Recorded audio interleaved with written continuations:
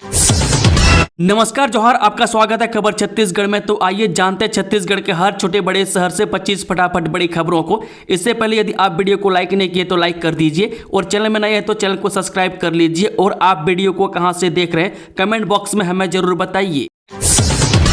रायपुर में जल्द स्थापित होगा देश का प्रमुख एआई डेटा सेंटर। ईएसडीएस करेगी 600 करोड़ रुपए का निवेश। जो छत्तीसगढ़ देश के डिजिटल परिदृश्य में बड़ा कदम रखने जा रहा है। रायपुर में अत्याधुनिक आर्टिफिशियल इंटेलिजेंस आधारित डेटा सेंटर स्थापित करने के लिए technology company ESDS software solution limited ने 600 करोड़ रुपए से अधिक के निवेश का प्रस्ताव मुख्यमंत्री विष्णुदेव साय के समक्ष प्रस्तुत किया है। मुख्यमंत्री से नई दिल्ली स्थित छत्तीसगढ़ सदन में मुलाकात के दौरान कंपनी के चेयरमैन पीयूष सोमानी और उपाध्यक्ष लोकेश शर्मा ने कहा कि यह सेंटर न केवल छत्तीसगढ़ बल्कि पूरे भारत के डिजिटल भविष्य को गति देगा। इस प्रस्ताव के माध्यम से छत्तीसगढ़ को AI, cloud technology, cyber security और डिजिटल स्टोरेज के क्षेत्र में अग्रणी राज्य बनाने की दिशा में ठोस पहल होगी। आत्मसमर्पित नक्सल पीड़ित 38 परिवारों को मिलेगा पक्का मकान, मिलेगी मूलभूत सुविधाएं। ये छत्तीसगढ़ के दंतेवाड़ा जिले के गिद्धम विकासखंड के ग्राम पंचायत झोड़ियाबाड़ा में आज एक ऐतिहासिक पहल के तहत प्रधानमंत्री आवास योजना के अंतर्गत 38 आत्मसमर्पित नक्सल पीड़ित परिवारों के लिए पक्के मकानों का भूमि पूजन समारोह आयोजित किया गया। इस अवसर पर स्थानीय विधायक, जिला पंचायत अध्यक्ष, नगर पंचायत अध्यक्ष, उपाध्यक्ष, सरपंच सहित कलेक्टर, जिला पंचायत सीईओ एवं अन्य जनप्रतिनिधि व अधिकारी उपस्थित रहे। उल्लेखनीय है कि पंचायत झोड़ियाबाड़ा अंतर्गत 11 हेक्टेयर की भूमि में आत्मसमर्पित नक्सली एवं नक्सली पीड़ित परिवारों के लिए मूलभूत सुविधा युक्त मॉडल स्वरूप में आवासीय पक्के मकान बनाए जाएंगे। बहू के वेतन से सास का भरण पोषण करने के लिए बाध्य नहीं किया जा सकता। छत्तीसगढ़ हाईकोर्ट का आदेश, जानिए पूरा मामला। जहां हाईकोर्ट ने कहा कि अनुकंपा नियुक्ति को मृतक कर्मचारी की संपत्ति नहीं माना जा सकता, इसलिए बहू को वेतन से सास का भरण पोषण करने के लिए बाध्य नहीं किया जा सकता। इसी के साथ कोर्ट ने बहू को सास का भरण पोषण देने से मुक्त कर दिया। मैं जस्टिस रजनी दुबे और जस्टिस सचिन सिंह राजपूत की डिवीजन बेंच ने कहा कि अनुकंपा नियुक्ति मृतक की व्यक्तिगत सेवा के एवज में दी जाती है। कोर्ट ने परिवार न्यायालय महेंद्रगढ़ के उस फैसले को रद्द कर दिया जिसमें बहू को हर महीने सास को 10,000 रुपये देने का आदेश दिया गया था। रात 2 बजे हटाई गई पूर्व सीएम की प्रतिमा, 29 मई को होना था अनावरण। गोरेला में जमकर हंगामा। जब छत्तीसगढ़ के पूर्व मुख्यमंत्री अजीत जोगी की प्रतिमा हटाने का मामला सामने आया है। रविवार देर रात क्रेन के जरिए पूर्व सीएम की प्रतिमा को हटा दिया गया। प्रतिमा हटाने के बाद जेजेपी के कार्यकर्ता अनशन में बैठ गए। मैं 3 दिन पहले ही ज्योतिपुर तिहारे पर अजीत जोगी की मूर्ति को स्थापित किया गया था। उसके बाद मूर्ति नगर पालिका परिसर में क्षतिग्रस्त हालत में मिली। प्रतिमा का अनावरण 29 मई को अजीत जोगी की पुण्यतिथि पर होना था। मूर्ति के क्षतिग्रस्त होने की जानकारी मिलने के बाद ही रविवार रात 2 बजे प्रतिमा को हटाया गया। प्रतिमा के हटाए जाने के बाद क्षेत्र में तनाव का माहौल बन गया। वह सीसीटीवी फुटेज में देखा गया कि क्रेन की मदद से प्रतिमा को हटाया गया। वह घटना के विरोध में अमित जोगी और जेसीसी कार्यकर्ता धरने पर बैठ गए। छत्तीसगढ़ में शनिवार की छुट्टी खत्म। सरकारी कर्मचारियों के 5 डे वर्क कल्चर पर गिरी गाज। छत्तीसगढ़ के सरकारी कर्मचारियों को सप्ताह में अब 2 दिनों की छुट्टी के दिन लदने वाले में सीएम विष्णुदेव साय के नेतृत्व वाली बीजेपी सरकार जल्द ही 5 दिवसीय कार्य प्रणाली का खत्म करने वाली है। इसके बाद सरकारी कर्मचारियों को सप्ताह में सिर्फ 1 छुट्टी मिलेगी। वह शेष 6 दिन कार्यालय जाना पड़ेगा। रिपोर्ट के मुताबिक छत्तीसगढ़ गृह विभाग के साथ साथ सभी विभाग से शनिवार की छुट्टी खत्म होगी। हालांकि माना जा रहा है कि सरकारी कर्मचारी छत्तीसगढ़ सरकार के इस फैसले से नाखुश हो सकते हैं और साप्ताहिक छुट्टी को 1 दिवसीय के विरोध में जा सकते हैं। मैं खबर है कि कर्मचारी संगठन ने शनिवार की छुट्टी खत्म किए जाने को लेकर विरोध दर्ज किया है। बलौदा बाजार में वन विभाग की बड़ी कार्रवाई। शिकार की तैयारी में घूम रहे 2 आरोपी गिरफ्तार, एयरगन वाहन जब्त। जब बलौदा बाजार के वर्नापारा अभ्यारण्य क्षेत्र में वन्य जीवों के शिकार की साजिश नाकाम करने में वन विभाग की टीम को बड़ी सफलता मिली है। मैं देर रात गश्त के दौरान 2 संदिग्ध युवकों को पकड़ा गया। इसके साथ ही वाहन, एयरगन, टॉर्च और अन्य सामग्री को जब्त किया गया, मैं जिसे लेकर आरोपी अभ्यारण्य क्षेत्र में घूम रहे थे। विभाग ने दोनों आरोपियों को गिरफ्तार कर न्यायालय में पेश किया, मैं जहां से उन्हें जेल भेज दिया गया है। मरवाही अंग्रेजी माध्यम स्कूल में प्रवेश सूची में गड़बड़ी, प्राचार्य को भेजा गया कारण बताओ नोटिस, जाने पूरा मामला। गोरला पेंड्रा मरवाही जिले के स्वामी आत्मानंद अंग्रेजी माध्यम विद्यालय मरवाही में प्रवेश प्रक्रिया के दौरान गंभीर अनियमितता का मामला सामने आया है। जिला शिक्षा अधिकारी ने कारण बताओ नोटिस जारी कर प्राचार्य स्नेहलता शुक्ला से स्पष्टीकरण मांगा है। देश के सबसे उन्नत ट्रांसफार्मर अब बनेंगे रायपुर में। छत्तीसगढ़ से होंगे पूरे देश में ट्रांसफार्मर की सप्लाई। जब विकसित भारत के सपनों को साकार करने की दिशा में छत्तीसगढ़ एक और बड़ी छलांग लगाने जा रहा है। मैं देश की प्रतिष्ठित कंपनी करमबीर इलेक्ट्रॉनिक्स लिमिटेड ने रायपुर में अत्याधुनिक ट्रांसफार्मर निर्माण इकाई स्थापित करने का प्रस्ताव मुख्यमंत्री विष्णुदेव साय के समक्ष प्रस्तुत किया। इस इकाई में 300 करोड़ रुपए से अधिक का निवेश किया जाएगा, जिससे छत्तीसगढ़ का नाम देश के सबसे बड़े ट्रांसफार्मर निर्माण केंद्रों में शामिल हो जाएगा। बता दें कि इस अवसर पर कंपनी के प्रबंध निदेशक विवेक जैन ने मुख्यमंत्री से छत्तीसगढ़ सदन नई दिल्ली में मुलाकात की। बैठक में प्रस्तावित परियोजना की रूपरेखा, निवेश संभावनाएं और रोजगार सृजन के आयामों पर विस्तार से चर्चा हुई। जैन ने बताया कि यह यूनिट तकनीकी दृष्टि से देश की सबसे उन्नत ट्रांसफार्मर निर्माण इकाई होगी, जो भविष्य में ऊर्जा क्षेत्र की जरूरतों को पूरा करने में मील का पत्थर साबित होगी। छत्तीसगढ़ के पामेड़ में खुली ग्रामीण बैंक की शाखा, मुख्यमंत्री विष्णुदेव साय ने किया वर्चुअल शुभारंभ। जिस पामेड़ को कभी माओवादियों की बटालियन नंबर 1 का गढ़ माना जाता था, आज वहां बैंक खुल रहे हैं, कन्या आश्रम बन रहे हैं और लोग खुले मन से सुशासन शिविरों में भाग ले रहे हैं। यह बदला हुआ बस्तर है, आत्मविश्वास, विकास और लोकतंत्र का प्रतीक। मुख्यमंत्री विष्णुदेव साय ने आज बीजापुर जिले के सुदूरवर्ती और पूर्व में माओवादी प्रभाव से ग्रस्त रहे पामेड़ क्षेत्र में छत्तीसगढ़ ग्रामीण बैंक की शाखा का शुभारंभ करते हुए यह बात कही। मुख्यमंत्री साय ने इसे विकास और विश्वास की नई सुबह बताते हुए कहा कि अब ग्रामीणों को बैंकिंग सेवाओं के लिए 100 किलोमीटर दूर आवापल्ली नहीं जाना पड़ेगा।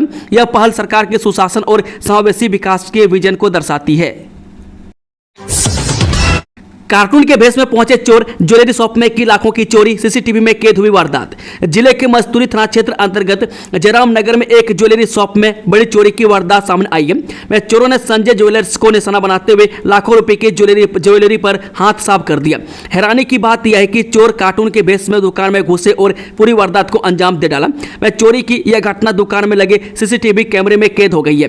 मिली जानकारी के अनुसार 5 चोरों ने मिलकर इस चोरी को अंजाम दे रहे हैं। जैसे ही घटना की जानकारी पुलिस की टीम तत्काल मौके पर पहुंची और मामले की जांच में जुट गई है। सिक्योरिटी संचालक वसीम बाबू समेत 3 बाउंसर गिरफ्तार। मैकाहारा में पत्रकारों के साथ की थी मारपीट, सीएम हाउस घेराव के बाद पुलिस का एक्शन। रविवार देर रात अंबेडकर अस्पताल में बाउंसर में मीडिया कर्मियों के साथ मारपीट की। न्यूज चैनल की रिपोर्ट से रायपुर में हुई चाकूबाजी की घटना में घायल शख्स से जुड़ी रिपोर्टिंग करने पहुंची थी। रिपोर्टर को न्यूज बनाने से रोकने के चक्कर में बाउंसर हाथापाई पर उतर आए। इसकी खबर मिलते ही रायपुर के अन्य पत्रकार और प्रेस क्लब के पदाधिकारी भी अस्पताल पहुंचे। बाउंसरों ने सभी पत्रकारों के साथ पुलिस के सामने ही धक्का मुक्की शुरू कर दी। इस मामले में 3 बाउंसर को गिरफ्तार किया गया है। बता दें कि प्रदेश के स्वास्थ्य मंत्री श्याम बिहारी जायसवाल ने कहा कि पत्रकारों को धमकाने और व्यवहार करने वाले लोगों को मिट्टी में मिला दिया जाएगा। अंबेडकर अस्पताल के अधीक्षक डॉक्टर संतोष सोनकर ने मारपीट करने वाले बाउंसर एजेंसी के खिलाफ कार्रवाई का आश्वासन दिया। भारत में बढ़ रहा है कोरोना का खतरा। एक हफ्ते में आए 752 नए मामले, 7 मरीजों ने गंवाई जान। देश में कोरोना के मामले बढ़ते ही जा रहे हैं। बीते एक हफ्ते में देश में कोरोना के 752 नए मामले सामने आए हैं। इस दौरान 305 लोगों ने कोरोना संक्रमण को मात दी। चिंता की बात यह है कि बीते 7 दिनों में कोरोना से जान गंवाने वालों का आंकड़ा 7 दर्ज किया गया। मरने वालों महाराष्ट्र के 4, केरल के 2 और कर्नाटक का 1 शख्स शामिल है। नए मामलों की बात करें तो बीते एक हफ्ते में 19 मई के बाद सबसे ज्यादा 335 मामले केरल, 153 महाराष्ट्र, 99 दिल्ली, 76 गुजरात और 34 कर्नाटक में आए हैं। स्वास्थ्य और परिवार कल्याण मंत्रालय के मुताबिक 26 मई को सुबह 8 बजे देश में कोरोना के सक्रिय मामलों की संख्या 1009 है। कुल केसों की बात करें तो केरल में कोरोना के सबसे ज्यादा 403 मामले दर्ज किए गए, मुंबई में 209 और दिल्ली में अब तक 104 मामले दर्ज किए गए। इन शहरों के बाद गुजरात का नंबर आता है, जहां 83 मामले दर्ज किए गए। कर्नाटक में 47, उत्तर प्रदेश में 15 और पश्चिम बंगाल में 12 मामले दर्ज किए गए। और केंद्र सरकार की agency Indian SARS-CoV-2 genomics consortium के ताजा आंकड़े के मुताबिक नए कोरोना संक्रमणों में वृद्धि के बीच 2 नए वेरिएंट के मामले सामने आए हैं। पीएम आयुष्मान वय वंदना कार्ड बनवाने में छत्तीसगढ़ को मिला 5वां स्थान। 3 लाख से अधिक नागरिकों को मिला लाभ। देश के वरिष्ठ नागरिकों के लिए प्रधानमंत्री मोदी के द्वारा पीएम आयुष्मान वय वंदना योजना शुरू की गई है। इस योजना के तहत 70 से ज्यादा आयु वाले नागरिकों को निःशुल्क इलाज की सुविधा मिलेगी।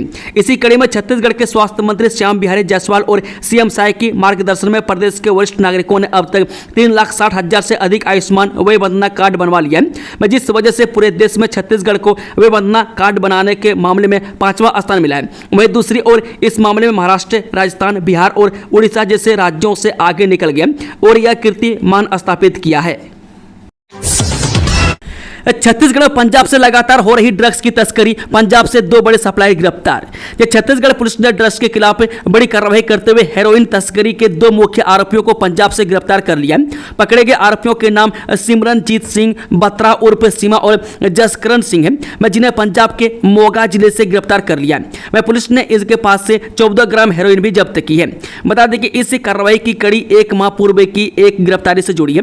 13 अप्रैल को आमानाका थाना पुलिस ने सोहेल खान और तनमे गोइंदी नामक 2 युवकों को रायपुर में नशे की सप्लाई करते हुए पकड़ा था। इनसे पूछताछ में पता चला कि वे हेरोइन पंजाब से मंगवाते हैं और उनके सप्लायर मोगा के रहने वाले सिमरनजीत और जसकरण है। नई पहल, इंजीनियरिंग के छात्रों को सिखाई जाएगी गीता, प्राचीन गणित और भारतीय संस्कृति। 2025 से लागू होगा नया सिलेबस। छत्तीसगढ़ में इंजीनियरिंग की पढ़ाई करने वाले छात्र अब सिर्फ अच्छे इंजीनियर नहीं बल्कि बेहतर नागरिक भी बनेंगे।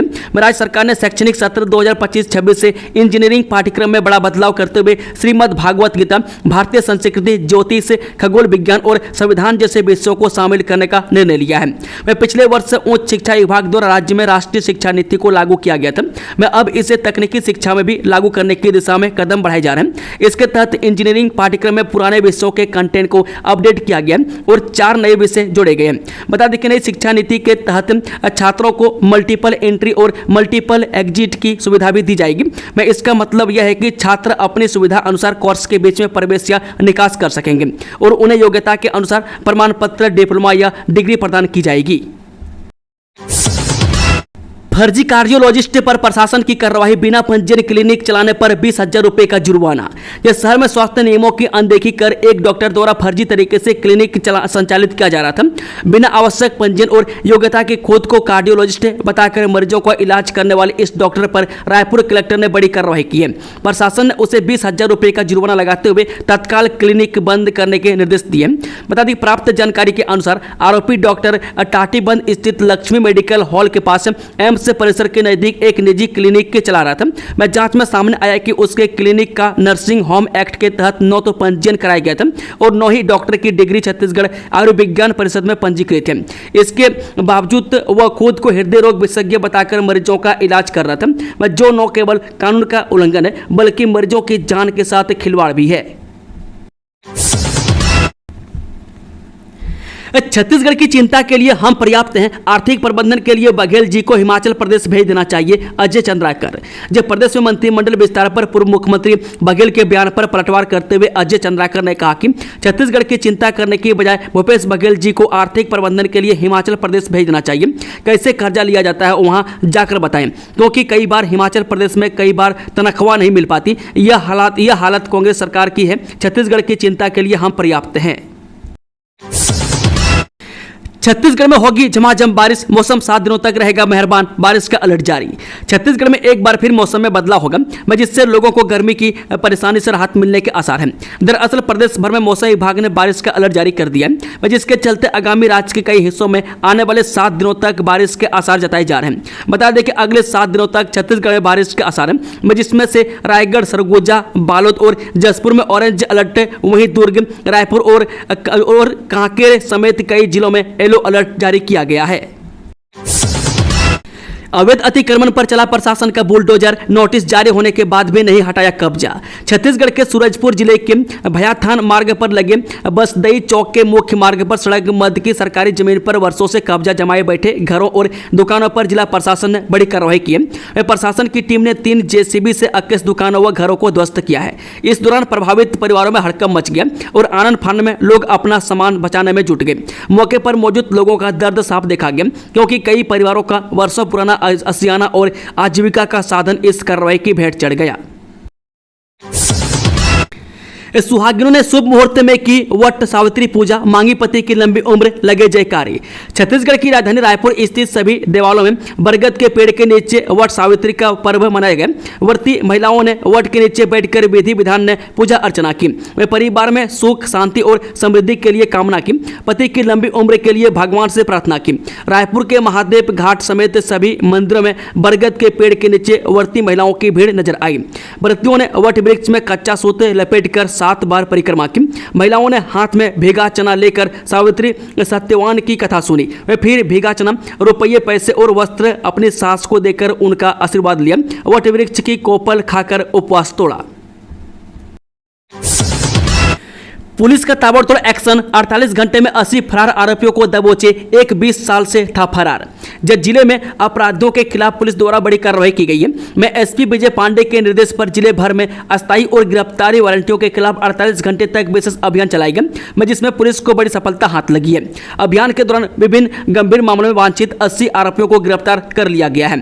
इन आरोपियों में हत्या का प्रयास, लूट, चोरी, बलवा और मारपीट जैसे संगीन अपराधों में शामिल व्यक्ति शामिल हैं। उल्लेखनीय है कि गिरफ्तार किए गए कुछ आरोपी वर्षों से फरार चल रहे थे। इस अभियान के दौरान एक ऐसा आरोपी भी पकड़ा गया जो पिछले 20 वर्षों से फरार था।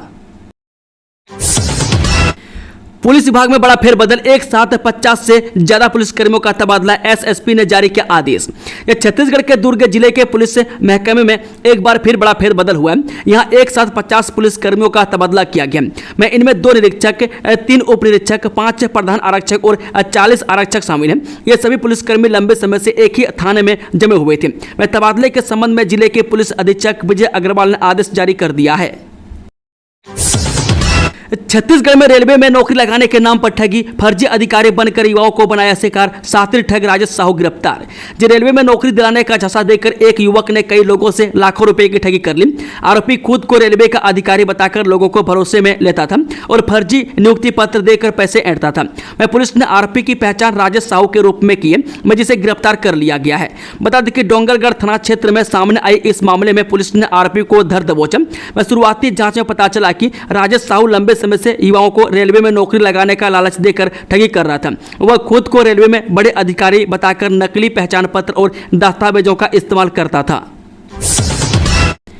छत्तीसगढ़ में खत्म हो जाएंगे 45,000 शिक्षक के पद, रायपुर में शिक्षक संघ करेगा मंत्रालय का घेराव, लगाइए आरोप। यह सरकारी स्कूलों में शिक्षकों के युक्तिकरण को लेकर प्रदेश के तमाम शिक्षक संघ ने सरकार के खिलाफ मोर्चा खोल दिया है। युक्तिकरण के नाम पर सेटअप से छेड़छाड़ करने का आरोप लगाते हुए प्रदेश के 23 शिक्षक संघों ने मंत्रालय घेराव का ऐलान कर दिया है। बता दें कि आज इन तमाम संघों के पदाधिकारियों ने रायपुर में प्रेस कॉन्फ्रेंस की और कहा कि 28 मई को प्रदेश भर से हजारों शिक्षक रायपुर जुटेंगे। उन्होंने बताया कि यहां से मंत्रालय घेराव करने निकलेंगे। इस पूरे मामले में शिक्षकों का आरोप है कि युक्तिकरण की आड़ में 2008 के सेटअप को तोड़ा जा रहा है। मैं करीब 45,000 शिक्षक पद खत्म कर दिए जाएंगे। मैं इससे प्रदेश के गरीब बच्चों का अधिकार और शिक्षा का स्तर दोनों का हनन होगा। ऑपरेशन सिंदूर के बाद सरगुजा में तुर्की के सेब का विरोध, फल व्यापारियों का फैसला। जब पहलगाम आतंकी हमला और उसके बाद भारत का पाकिस्तान के खिलाफ ऑपरेशन सिंदूर पूरी दुनिया में चर्चा का विषय। इस ऑपरेशन सिंदूर में पाकिस्तान के समर्थकों की भी पहचान हो गई है। तुर्की ने भारत के खिलाफ पाकिस्तान की मदद की, उसे ड्रोन हथियार दिए। अब तुर्की के इस कदम का भारत में व्यापक विरोध हो रहा है। छत्तीसगढ़ में तुर्की के इस कदम के प्रति लोगों में गुस्सा है। तुर्की का पाकिस्तान को समर्थन करने का विरोध लोग सरगुजा में भी कर रहे हैं। बता दें कि सरगुजा थोक फल मंडी संघ ने तुर्की के एप्पल का बहिष्कार कर दिया। अब सरगुजा के बाजार में तुर्की का एप्पल नहीं मिलेगा। वह फल व्यापारी संघ ने इस विवाद में तुर्की को आर्थिक नुकसान पहुंचाने के उद्देश्य से यह फैसला लिया। मैं सिर्फ सरगुजा जिले की बात करें तो यहाँ महीने भर में 3 करोड़ से अधिक का सेब बिकता है, जिसमें 50% हिस्सा तुर्की के एप्पल का होता था। अब तुर्की से एप्पल नहीं मंगाया जाएगा। वह फल मंडी संघ के अध्यक्ष संतोष सोनकर का कहना है कि पहलगाम आतंकी हमले के बाद भारत पाकिस्तान के बीच युद्ध जैसी स्थिति बनी। इस विवाद में तुर्की ने पाकिस्तान का समर्थन किया, जबकि तुर्की में आपदा आई तो भारत के लोगों ने उसकी मदद की थी। यहां से सहयोग भेजा गया था, इसलिए अब तुर्की का बहिष्कार है। कोरबा से 150 मेधावी छात्र रायपुर में करेंगे नीट जेईई की कोचिंग, डीएमएफ फंड से होगी पढ़ाई। जिले के मेधावी छात्रों के लिए जिला प्रशासन और सरकार ने बड़ी पहल को आगे बढ़ाया। मैं सोमवार को मंत्री लखनलाल देवांगन और गणमान्य अतिथियों की मौजूदगी में 150 छात्रों को रायपुर रवाना किया गया। रायपुर में ये मेधावी छात्र नीट और जेईई की कोचिंग करेंगे। वे बढ़िया नंबर लाने वाले 10वीं के 100 और 12वीं के 50 छात्रों को रायपुर में कोचिंग करने के लिए भेजा गया। इन सभी की पढ़ाई का खर्च खनिज न्यास मद यानी कि डीएमएफ से जिम्मेदारी जिला प्रशासन द्वारा वहन किया जाएगा, जिन्हें रायपुर के प्रतिष्ठित कोचिंग संस्थान एलएन में दाखिला दिया गया था। वही कार्यक्रम को संबोधित करते हुए उद्योग मंत्री देवांगन ने कहा कि कलेक्टर के दिशा निर्देश में जिला प्रशासन द्वारा सराहनीय पहल करते हुए यहां के प्रतिभावान विद्यार्थियों के लिए राजधानी में जेईई नीट कोचिंग की व्यवस्था की गई है। बीते साल भी 100 विद्यार्थियों को रायपुर भेजा गया है। डीएमएफ से जिले में कई विकास कार्य हो रहे हैं। पूर्व में कांग्रेस सरकार की भांति भ्रष्टाचार नहीं हो रहा है। कलेक्टर बढ़िया तरीके से डीएमएफ के फंड का उपयोग कर रहे हैं। किसी तरह की कमीशन खोरी नहीं हो रही है। पारदर्शिता के साथ विकास कार्य किया जा रहा है। कोरोना की दस्तक, दुर्ग में स्वास्थ्य व्यवस्था की गई चाक चौबंद। देश में कोरोना के कई नए केस मिले हैं। स्वास्थ्य विभाग ने कहा कि घबराने की कोई जरूरत नहीं है। बीते कुछ दिनों में कोविड-19 के केस दिल्ली, महाराष्ट्र, आंध्र प्रदेश, कर्नाटक, केरल और तमिलनाडु में मिले हैं। कोविड मरीजों के मिलने के बाद लोगों में एक बार फिर घबराहट बढ़ने लगी है। स्वास्थ्य विभाग ने सभी अस्पतालों को अलर्ट पर रहने के निर्देश दिए हैं। बता दें कि नोडल अधिकारी डॉक्टर बंजारे ने बताया कि दुर्ग जिले के जिला अस्पताल, चंदूलाल चंद्राकर मेडिकल कॉलेज और सुपेला सरकारी अस्पताल में तैयारी पूरी कर ली गई है। भारत में कोरोना के 2 नए वेरिएंट NB.1.8.1 और LF.7 की पुष्टि हुई है। ये वेरिएंट से पहले से अधिक संक्रामक माने जा रहे हैं। कम से कम 20 राज्यों और केंद्र शासित प्रदेशों में इनसे संक्रमित मरीज पाए गए। इसे देखते हुए ICU bed, oxygen supply, ventilator और जरूरी दवाइयों की उपलब्धता सुनिश्चित करने के लिए तैयारियां तेज कर दी गई है। फिल्म सिटी का इंतजार जल्द होगा समाप्त। 2 महीने में शुरू होगा काम, छत्तीसगढ़ को मिलेगा अलग मुकाम। एक बार फिर छत्तीसगढ़ में फिल्म सिटी निर्माण की सुगबुगाहट तेज हो गई है। संभावना जताई जा रही है कि जल्द ही इसका निर्माण कार्य शुरू किया जाएगा। इस फिल्म सिटी का निर्माण PPP मॉडल में होगा। सारी तैयारी कर ली गई है और प्रस्ताव सरकार के पास भेज दिया गया। सरकार से अप्रूवल मिलते ही यह कार्य शुरू हो जाएगा। पर्यटन विभाग के प्रबंध संचालक विवेक आचार्य ने ETV भारत से खास बातचीत की। उन्होंने बताया कि फिल्म सिटी के लिए हमारे DPR को भारत सरकार से अप्रूवल मिल गया। मैं टेंडर करने प्रस्ताव तैयार कर राज्य सरकार को भेजा है। इसे हम PPP मॉडल यानी पब्लिक प्राइवेट पार्टनरशिप मॉडल पर ले जाना चाह रहे हैं। सरकार अपना पैसा लगा रही है। इसके अलावा प्राइवेट लोग भी इसमें पैसा लगाएंगे और इसे एक बड़े प्रोजेक्ट के रूप में बनाया जाएगा। कब पकड़ा जाएगा झीरम घाटी हमले का मास्टरमाइंड? लाल आतंक पर अब भी कर रहा राज, जाने इसके बारे में। इस साल 2025 में सुरक्षा बलों और नक्सलियों के बीच मुठभेड़ का सिलसिला जारी रहा। नक्सलियों के खिलाफ जवानों का यह अभियान अब भी जारी है। बता दें कि यह साल झीरम कांड के न्याय का साल है। मैं ऐसा इसलिए क्योंकि जिन नक्सलियों ने झीरम कांड को अंजाम दिया उनके खात्मे का दौर जारी है। केंद्र सरकार और राज्य सरकार नक्सल मुक्त भारत अभियान के तहत इन माओवादियों को जड़ से खत्म करने का निर्णय ले चुकी है, जिससे साल 2026 में 31 मार्च तक नक्सलियों को सफाया करने के प्रयास में लगी है। प्री मानसून ने पकड़ी रफ्तार, अगले 7 दिनों तक बारिश के आसार, 22 जिलों में ऑरेंज अलर्ट जारी। छत्तीसगढ़ में दक्षिण पश्चिम प्री मानसून ने असर दिखाना शुरू कर दिया है। राज्य के कई जिलों में हल्की से मध्यम बारिश हो रही है, जिससे लोगों को गर्मी से राहत मिली है। मौसम विभाग ने 22 जिलों के लिए ऑरेंज और येलो अलर्ट जारी किया। यहाँ हल्की से मध्यम बारिश हो सकती है। इस दौरान तेज हवा चलने और आकाशीय बिजली गिरने की घटना भी हो सकती है। दोस्तों, खबरों का सिलसिला समाप्त होता है। अगर जानकारी पसंद आई हो तो वीडियो को लाइक, शेयर, चैनल को सब्सक्राइब जरूर कर लें और कमेंट बॉक्स में कमेंट करके बताएं कि आप न्यूज को छत्तीसगढ़ के किस कोने में बैठकर देख रहे हैं। Thank you, all the best. जय हिंद, जोहार छत्तीसगढ़ वासियों।